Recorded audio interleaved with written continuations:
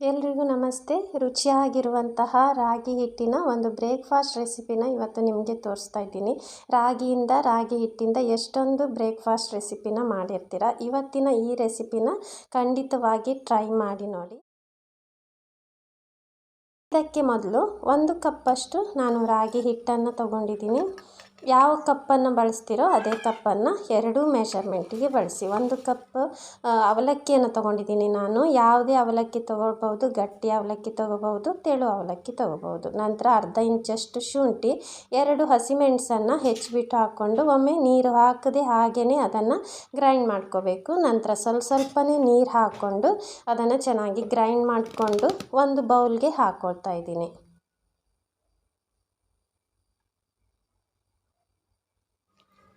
ಇದಕ್ಕೆ ನಾನು ಒಂದು ಸ್ವಲ್ಪ ನೀರನ್ನು ಮಿಕ್ಸ್ ಮಾಡ್ಕೊಳ್ತಾ ಇದ್ದೀನಿ. ನೋಡಿಕೊಂಡು ನೀರು ಹಾಕಿ, ಒಮ್ಮೆಗೆ ನೀರು ಹಾಕೋಕೆ ಹೋಗಬೇಡಿ.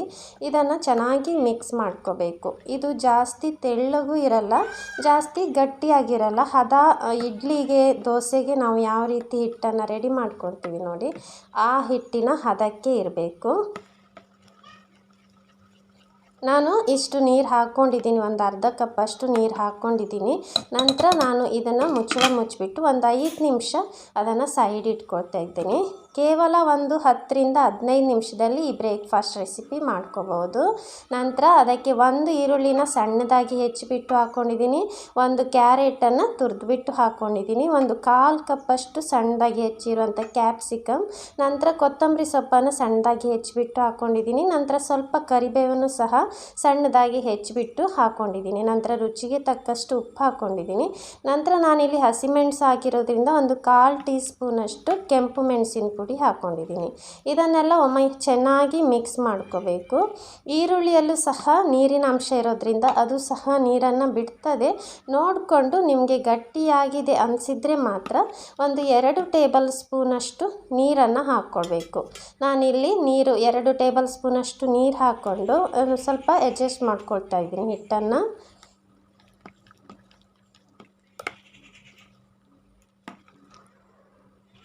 ಚೆನ್ನಾಗಿ ಮಿಕ್ಸ್ ಮಾಡ್ಕೊಂಡ ನಂತರ ಇದಕ್ಕೆ ಒಂದು ಟೀ ಸ್ಪೂನಷ್ಟು ಬೇಕಿಂಗ್ ಸೋಡಾ ಹಾಕ್ಕೊಳ್ತಾ ಇದ್ದೀನಿ. ಸೋಡಾ ಹಾಕಬೇಕಾಗುತ್ತೆ, ತುಂಬ ಚೆನ್ನಾಗಿ ಬರಬೇಕಂದ್ರೆ ಸೋಡಾ ಹಾಕ್ಕೋಬೇಕು. ನಂತರ ಒಂದು ಅರ್ಧ ಹೋಳಿನ ಲಿಂಬೆಹಣ್ಣಿನ ರಸ ಹಾಕ್ಕೊಳ್ತಾ ಇದ್ದೀನಿ.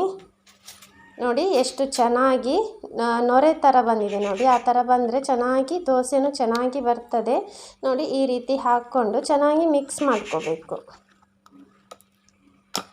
ನೋಡಿ, ಹಿಟ್ಟು ರೆಡಿ ಆಯಿತು. ಇದು ಇನ್ಸ್ಟೆಂಟಾಗಿ ಮಾಡುವಂಥ ಬ್ರೇಕ್ಫಾಸ್ಟ್ ರೆಸಿಪಿ. ನಂತರ ನಾನು ಈ ರೀತಿ ಬಾಣಲೆ ಇಟ್ಕೊಂಡಿದ್ದೀನಿ. ಅದಕ್ಕೆ 1 ಟೇಬಲ್ ಸ್ಪೂನಷ್ಟು ಎಣ್ಣೆ ಹಾಕ್ಕೊಂಡು ಸ್ವಲ್ಪ ಹೆಚ್ಚಿರುವಂಥ ಈರುಳ್ಳಿ, ಕ್ಯಾರೆಟ್ ಹಾಗೂ ಸ್ವಲ್ಪ ಕೊತ್ತಂಬರಿ ಸೊಪ್ಪನ್ನು ಹಾಕ್ಕೊಳ್ತಾ ಇದ್ದೀನಿ. ನಂತರ ಹಿಟ್ಟನ್ನು ಹಾಕ್ಕೊಳ್ತಾ ಇದ್ದೀನಿ. ನಿಮ್ಮ ಹತ್ರ ಈ ರೀತಿ ಬಾಣಲೆ ಇಲ್ಲ ಅಂದರೆ ದೋಸೆ ತವದಲ್ಲೂ ಸಹ ಮಾಡ್ಕೋಬೋದು. ನಂತರ ಮೇಲ್ಗಡೆನೂ ಸ್ವಲ್ಪ ತುರಿದಿರುವಂತಹ ಕ್ಯಾರೆಟ್, ಈರುಳ್ಳಿ ಹಾಗೂ ಸಣ್ಣದಾಗಿ ಹೆಚ್ಚಿರುವಂಥ ಕೊತ್ತಂಬರಿ ಸೊಪ್ಪು, ನಂತರ ಕೊನೆಯದಾಗಿ ಸ್ವಲ್ಪ ನಾನು ಇದಕ್ಕೆ ಬಿಳಿ ಎಳ್ಳನ್ನು ಈ ರೀತಿ ಹಾಕ್ಕೋತಾ ಇದ್ದೀನಿ. ತುಂಬ ಚೆನ್ನಾಗಿ ಕಾಣಿಸುತ್ತೆ, ರುಚಿನೂ ಹಾಗೆ ಎಳ್ಳಿನ ರುಚಿ ತುಂಬ ಚೆನ್ನಾಗಿರುತ್ತೆ. ನಂತರ ಇದನ್ನು ಸಣ್ಣ ಉರಿಯಲ್ಲಿ ಬೇಯಿಸ್ಕೋಬೇಕು. ದೊಡ್ಡ ಉರಿಯಲ್ಲಿ ಬೇಯಿಸ್ಕೊಂಡ್ರೆ ಮಧ್ಯ ಚೆನ್ನಾಗಿ ಬೇಯಲ್ಲ, ಅದಕ್ಕೆ ಸಣ್ಣ ಉರಿಯಲ್ಲಿ ಇಟ್ಕೊಂಡು ಬೇಯಿಸ್ಕೋಬೇಕು. ನೋಡಿ, ಮೇಲೆಲ್ಲ ಚೆನ್ನಾಗಿ ಬೆಂದ ನಂತರ ಅದನ್ನು ಇನ್ನೊಂದು ಕಡೆ ಬೇಯಿಸ್ಕೋಬೇಕು.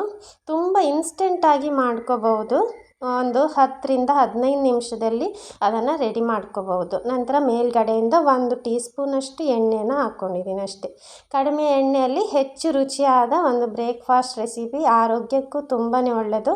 ಇದಕ್ಕೆ ನಿಮ್ಮದೇ ಆದ ಯಾವುದೇ ತರಕಾರಿಯನ್ನು ಹಾಕ್ಕೊಂಡು ಇದನ್ನು ಮಾಡ್ಕೋಬೋದು. ನನ್ನ ಈ ವಿಡಿಯೋ ನಿಮ್ಗೆ ಇಷ್ಟ ಆದರೆ ಪ್ಲೀಸ್ ಲೈಕ್ ಮಾಡಿ, ಶೇರ್ ಮಾಡಿ, ನನ್ನ ಯೂಟ್ಯೂಬ್ ಚಾನಲ್ನ ಸಬ್ಸ್ಕ್ರೈಬ್ ಮಾಡಿ, ನನ್ನ ಫೇಸ್ಬುಕ್ ಪೇಜನ್ನು ಫಾಲೋ ಮಾಡಿ. Thank you so much for watching.